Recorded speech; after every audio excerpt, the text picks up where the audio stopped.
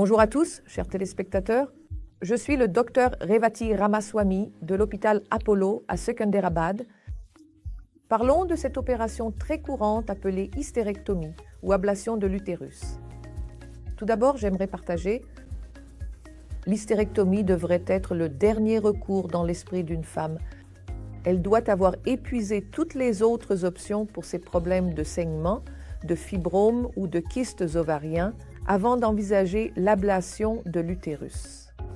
Et surtout, si vous êtes une jeune femme de moins de 40 ans, s'il vous plaît, ne considérez pas l'ablation de l'utérus comme une option.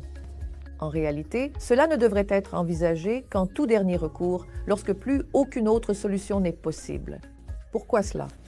Permettez-moi de vous dire que les ovaires sont la source des hormones les plus importantes pour la femme, les œstrogènes, la progestérone et une certaine quantité de testostérone.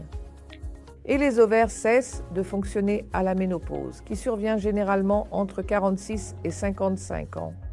Mais lorsque vous retirez l'utérus avant 40 ans, les ovaires cessent de fonctionner plus tôt. Pourquoi?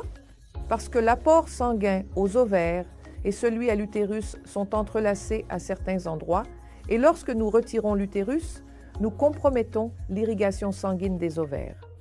Ainsi, les ovaires peuvent défaillir prématurément ou développer des kystes. Donc, ma demande à tous les spectateurs est la suivante. Avant 40 ans, n'envisagez pas l'ablation de l'utérus, sauf si cela est absolument inévitable. Même après 40 ans, il existe de nombreuses alternatives comme l'hystéroscopie, la colposcopie ou encore les thérapies hormonales avant d'envisager le retrait de l'utérus.